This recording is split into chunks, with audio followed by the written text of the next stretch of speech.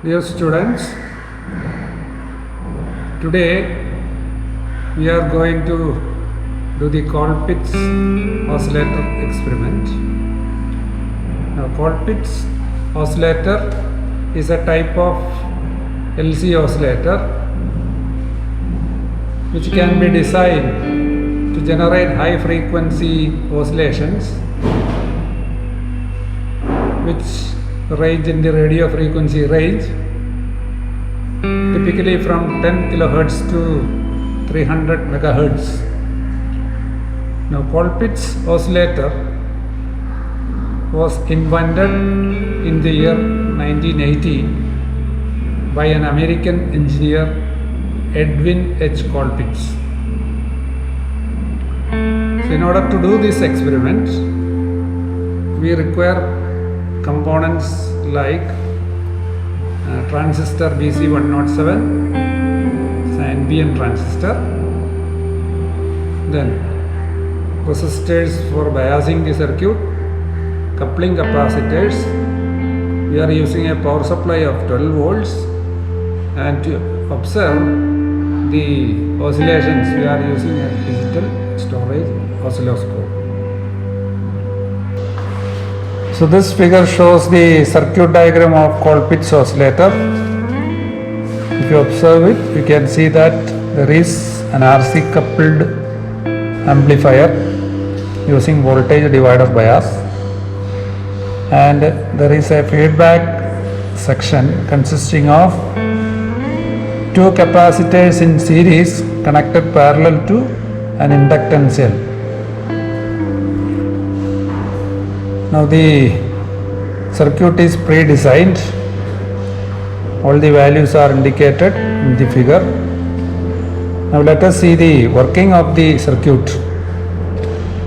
When the power supply is switched on, capacitor C1 and C2 start charging, and after the capacitors are fully charged, they start discharging through the inductor AL.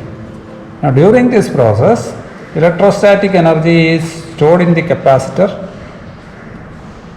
and it gets converted into magnetic flux, which in turn is stored in the inductor in the form of electromagnetic energy. Next, the inductor starts to discharge, which charges the capacitor once again. So likewise, the cycle continues, which gives rise to oscillations in the tank circuit. But without the positive feedback, these oscillations will soon die out because of damping. So in order to sustain oscillations, we have to give proper feedback to the coupling capacitor C1 to the base of the transistor. And you can see that the voltage across capacitor C2 is 180 degrees out of phase with the voltage across capacitor C1. So there is a phase difference of 180 degrees, and this signal is amplified by the transistor. It again produces a phase shift of 180 degrees. So what we are supplying to the tank circuit is a signal in phase with the oscillations in the tank circuit. So we get sustained oscillations. Thus the tank circuit is getting continuous energy from the circuit to make up for the losses in it, and it ensures undamped oscillations. So we have constructed the Colpitts oscillator on breadboard using the components, and you can see the first part of the circuit is an RC coupled amplifier.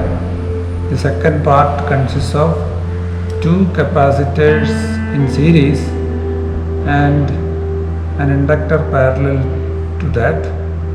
It forms the tank circuit. And let us switch on the circuit to observe the output. Alright.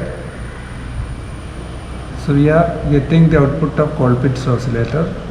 Sinusoidal oscillations of frequency 2100 Hertz is indicated in the digital storage oscilloscope. Let us now calculate the resonant frequency. F is given by 1 by 2 pi into root of LC. We have selected capacitors of 0.22 microfarad. The effective capacitance value when we calculate is 0.12 into 10 raised to minus 6 microfarad.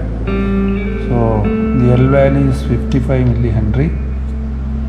So let us substitute in the equation and calculating, you get the frequency as 1960 Hertz. So this value is in agreement with what you have observed on CRO. So students, in today's lab session we have constructed the Colpitts oscillator and measured its sinusoidal waveform using the digital storage oscilloscope, and we also noted the frequency of oscillations. Now to compare with the calculated values, we have used the equation for frequency f equal to 1 by 2 pi into root of LC. The two values agree fairly. So that's all about Colpitts oscillator. In the coming lab session, we shall construct the amplitude modulator and observe the modulated waveform using the digital storage oscilloscope.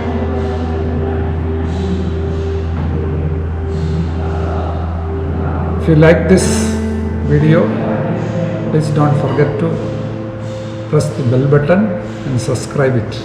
Thank you.